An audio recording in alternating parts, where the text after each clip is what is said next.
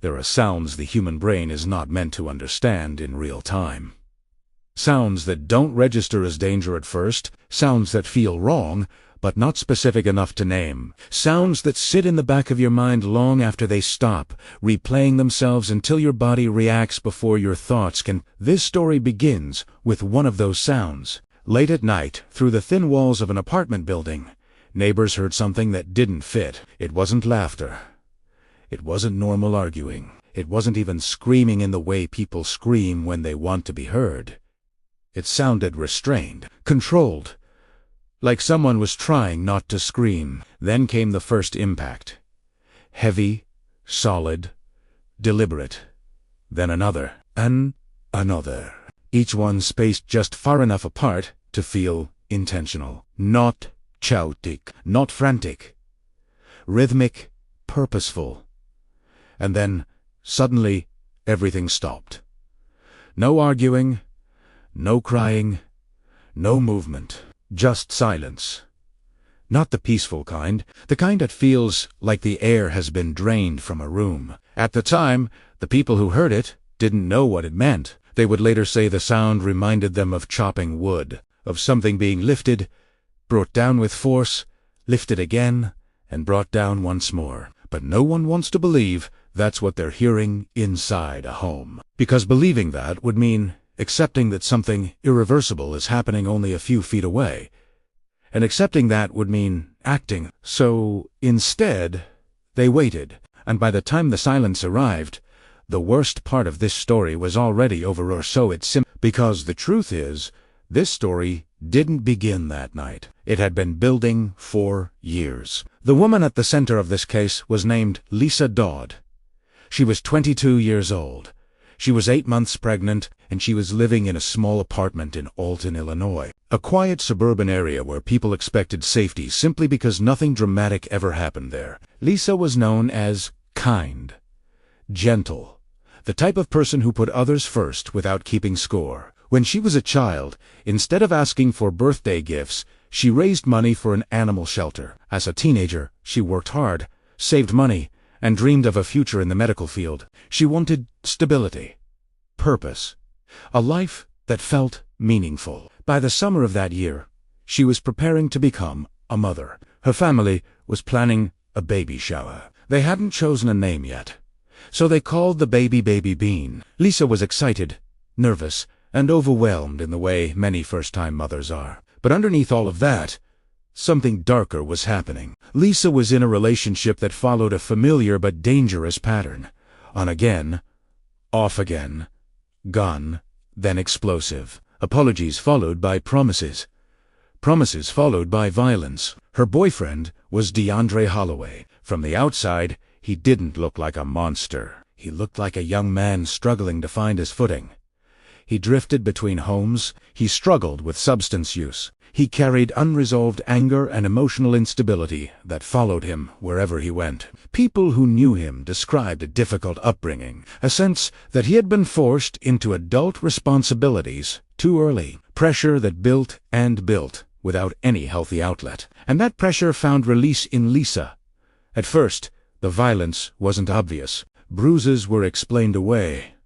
A black eye blamed on a dog. Marks on her arms brushed off as accidents. Lisa continued going to work. She continued smiling. She continued showing up. But over time, the excuses became harder to believe. Her co-workers noticed patterns. Frequent lateness, emotional exhaustion, visible injuries that didn't align with the explanations. Eventually, Lisa stopped pretending. She admitted that they fought constantly, that arguments escalated, that it would get physical, that they would break up, then reconcile, then repeat the cycle. On one occasion, her boss witnessed the violence directly. Lisa arrived at work after being struck in the face by DeAndre while sitting in a car. Her face was red. The moment was undeniable. Her boss wanted to call the police. Lisa begged her not to. This is one of the most misunderstood aspects of abuse. People often ask why victims don't leave, why they don't call for help, why they protect the person hurting them.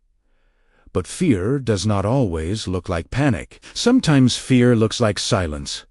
Sometimes fear looks like cooperation. Sometimes fear looks like believing that calling for help will make things worse, not better. Lisa had been hospitalized before due to injuries caused by DeAndre. On one occasion, her nose was broken. She had multiple black eyes. There were documented threats. At one point, she texted her boss asking to stay somewhere safe because DeAndre had threatened to harm her. Yet somehow, they ended up back together. This is how trauma bonds work. The brain clings to moments of calm, to apologies, to memories of who the person used to be. Victims convince themselves that the violent version is temporary, that the loving version is the real one. But violence is not a phase. It is a direction. In the days leading up to Lisa's death, DeAndre's mental state appeared to deteriorate further. He sent messages describing emotional pressure building inside him. Didn't he know how to release emotions without snapping or breaking down? He described anger he couldn't control, frustration that felt like it was spilling over. On the surface, it sounded like stress. In reality, it sounded like a warning. A few days before the murder, DeAndre disappeared. No explanation, no contact. Lisa noticed immediately. She was heavily pregnant, exhausted, emotionally fragile, and suddenly alone. She texted her mother late at night, asking if DeAndre would really leave her like this. She wondered aloud if he had taken clothes on purpose, if he had chosen to disappear. Her mother tried to comfort her. She suggested that maybe this was a blessing, that at least it had ended without violence, that maybe Lisa had been set free. Lisa didn't feel relieved. She felt dread. She admitted to her mother that she had harmed herself, that she felt like she couldn't do anything right, that she was overwhelmed by everything happening in her life. This was not someone who felt safe. This was someone in emotional freefall. That night, Lisa couldn't sleep. She went for a late-night drive, trying to calm herself, trying to outrun the anxiety that wouldn't let her rest. The next morning, she tried to maintain normalcy. She washed clothes, prepared for work, followed routine. But the feeling wouldn't go away. She reached out to DeAndre's family. She asked her landlord to review security footage. She searched for answers because uncertainty felt unbearable. Eventually, she received a message. DeAndre was coming back. Everything was fine. But nothing about this situation was fine. That evening, Lisa went to pick him up. Security cameras captured them returning to the apartment at 9:11 p.m. This moment would later become critical because it was the last time Lisa Dodd was ever seen alive. While sitting in the car, Lisa texted her mother one final message. "I'm trying to figure it out." Those words would become a haunting echo of everything she was facing. At 10:49 p.m., her mother texted again. "Are you okay?" There was no response, because by then, Lisa was already dead. What happened inside that apartment between 9/11 and midnight would later be reconstructed through sound, surveillance, and witness testimony. And the truth of it would be far worse than anyone imagined. After the security cameras captured Lisa and DeAndre walking back into the apartment that night, the building returned to what looked like normalcy. Lights flickered on and off, in different units. Doors opened and closed. Someone took out the trash. Another neighbor returned home from work. Nothing on the outside suggested that inside one apartment, a line was about to be crossed that could never be uncrossed. At first, the arguing sounded familiar. Neighbors had heard it before. Raised voices, sharp words, emotional tension leaking through thin walls. It was unpleasant, but not alarming. The kind of noise people convince themselves is not their business. Then the tone changed. The yelling became muffled, as if someone was trying to suppress it, as if a hand had been placed over a mouth. The sound was no longer about winning an argument. It was about endurance. Then came the first impact, a deep, heavy thud that shook the apartment below. Then another. Then another. Each one separated by just enough time to feel deliberate, controlled, measured. One neighbor would later say it didn't sound like a struggle. It sounded like effort, like something requiring strength, like something being lifted and brought down again and again. The screaming intensified briefly. Not wild, not chaotic, desperate. And then it stopped. The pounding stopped. The screaming stopped. The apartment stopped shaking. Silence returned so abruptly that it felt unnatural. For several minutes, no one moved. Then footsteps were heard. "Ador. Open it." Someone stepped outside briefly, then returned inside. Lights flicked on and off upstairs. Neighbors stood frozen, listening, waiting for something to happen next. Usually, after their fights, one of them would leave. Someone would storm out, slam a door, walk away. That didn't happen. Instead, the building went quiet. One neighbor texted the landlord, "Uneasy." She described screaming, thumping, a door left open upstairs, a feeling that something was wrong. The landlord tried to contact Lisa. There was no response. No one called the police that night, because no one wanted to believe what their instincts were telling them. By the time midnight came and went, Lisa Dodd was no longer alive. At 11:57 p.m., surveillance footage captured DeAndre exiting the apartment building. He was carrying a white laundry basket. He walked toward Lisa's car, stood beside it briefly, then turned away. It appeared he had forgotten the keys. When he re-entered the building and came back out again minutes later, he was still carrying the basket. This time, he walked away from the apartment complex, heading toward a nearby smoke shop. Behind that building was a dumpster. Security footage from another business captured what happened next. At 12:01 a.m., DeAndre approached the dumpster and threw the laundry basket inside, along with clothing, shoes, and other items that would later be recognized as evidence. Inside that basket was Lisa's severed head. After disposing of it, DeAndre returned to the apartment. Later that night, Lisa's car disappeared from the parking lot. By the early hours of the morning, DeAndre arrived at his mother's house. He was pacing, nervous, agitated. He banged on the door around 2:30 a.m., waking people inside. He was restless, unable to sit still, repeating phrases under his breath. Family members noticed something was off immediately. He didn't come home with Lisa, but he came home in Lisa's car. When asked about it, his explanations were vague, incomplete, unconvincing. He asked for a shower. He began cutting his hair. This was not a casual decision. DeAndre had not cut his hair in nearly 2 years. He was proud of his dreadlocks. They were part of his identity. Yet that morning, he cut them off methodically, letting them fall onto the bathroom floor. When asked why, he said he wanted a fresh start. Fresh starts don't usually begin with panic. After showering, he asked for clean clothes. The clothes he had been wearing earlier were placed outside near the trash. Later, family members would realize those clothes were the same ones seen in the surveillance footage. He handed over Lisa's belongings. Her identification, her debit card, her keys. When questioned, he offered no explanation. He appeared disconnected, as if he were moving through fog. By midday, he left the house on foot, saying only that he was going to cut grass. No destination, no explanation. Meanwhile, across town, Lisa's mother was growing increasingly concerned. She hadn't heard from her daughter in over 15 hours. Lisa never went that long without checking in. Something felt wrong. At around 1 p.m., she arrived at Lisa's apartment. The door was unlocked. That alone was unusual. She stepped inside. Less than 2 minutes later, she stumbled back outside, visibly shaking. Neighbors watched as the realization hit her all at once. She called 911. Her voice was strained.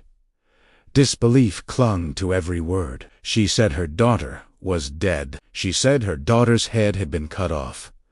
Police arrived quickly. They entered the apartment with caution.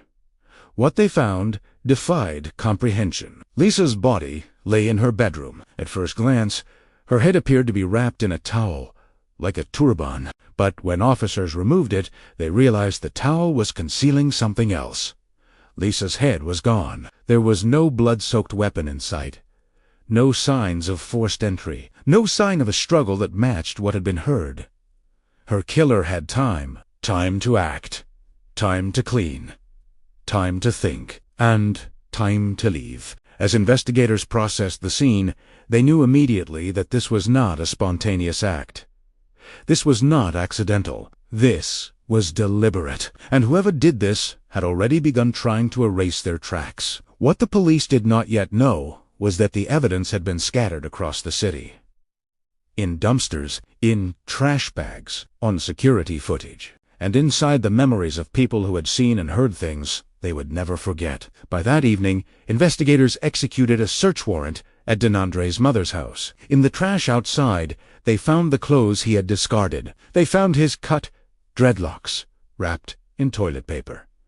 He was gone. But the walls were closing in, because no matter how carefully someone tries to erase themselves from a crime, the truth leaves traces, and those traces were leading in only one direction.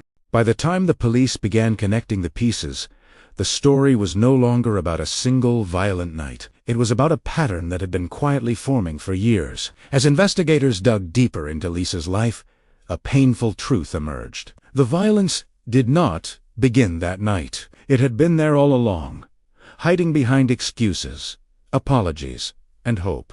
Friends and co-workers described Lisa as kind, gentle, and hardworking. She loved animals. She dreamed of working in the medical field. She saved money with purpose, dreaming of a bright future. But behind closed doors, her relationship was slowly tearing her apart. Her boss remembered the first signs. Lisa would arrive late to work. She would call off unexpectedly. She started wearing long sleeves, even when it was warm. Then the bruises showed up black eyes she passed off as accidents, like a dog jumping up or just a fall. A mistake. Eventually, the excuses just didn't cut it anymore. Her coworkers saw the truth long before Lisa was ready to admit it. On one occasion, her boss witnessed DeAndre Stryker inside a car parked behind the building. The blow was quick, controlled, familiar. Lisa came back to work, her face red and her voice barely a whisper. She did not want the police called. She said they were always fighting. They'd argue, make up, and then fight all over again. The cycle repeated. Months earlier, Lisa had been hospitalized after her nose was broken and her face severely bruised. The injuries were consistent with assault. Still, she returned to him. Love, fear, hope, and dependency were all tangled up. When she got pregnant, leaving felt even harder. She thought maybe the baby could change him. That responsibility could have changed him. Becoming a dad might have helped him grow. Instead, it just made everything worse. Text messages found by investigators showed a man coming apart at the seams. DeAndre talked about his emotions overflowing, his uncontrollable rage, and how tired he was of keeping it all inside. He felt like he was losing it, overwhelmed and furious. At the same time, Lisa was also spiraling. In the days leading up to her death, Lisa felt overwhelmed. She told her mom she just couldn't get anything right, and even admitted to hurting herself during fights just to get his attention. Both of them were breaking, and neither had the tools to stop what was coming. On the day DeAndre disappeared before the murder, Lisa was already on edge. He had left without explanation. He took his clothes and left his phone behind. She feared he had ghosted her. She feared he would come back. She feared what would happen either way. Her mother sensed the danger immediately. She urged Lisa to see DeAndre's disappearance as a chance for freedom. But Lisa just couldn't see it that way. Then, that night, when DeAndre came back, everything changed. Surveillance footage showed them arriving together. No visible struggle.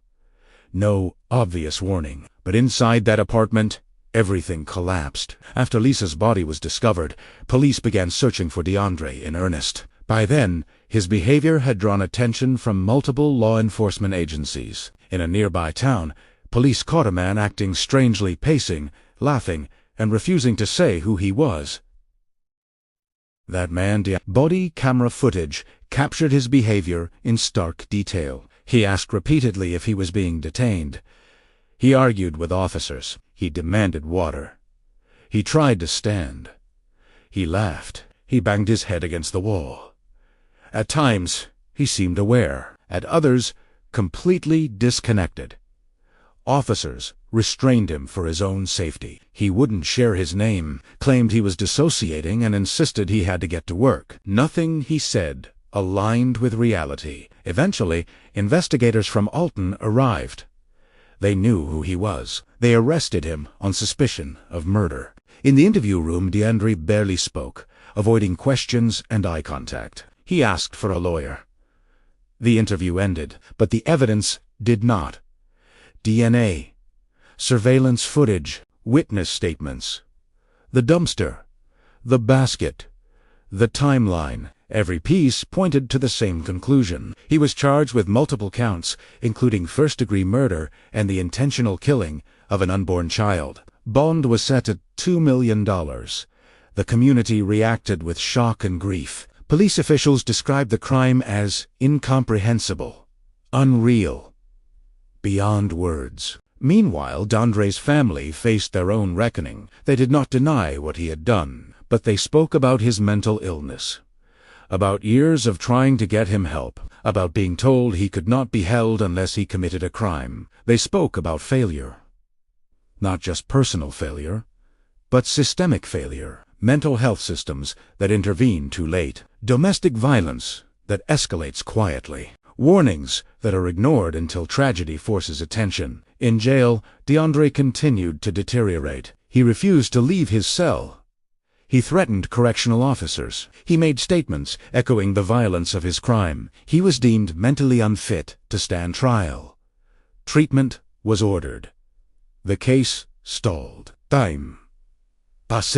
And while legal arguments unfolded, Lisa's family lived in the aftermath. They planned funerals instead of baby showers. They grieved for a daughter and a granddaughter they'd never know. Every warning, every missed opportunity to intervene.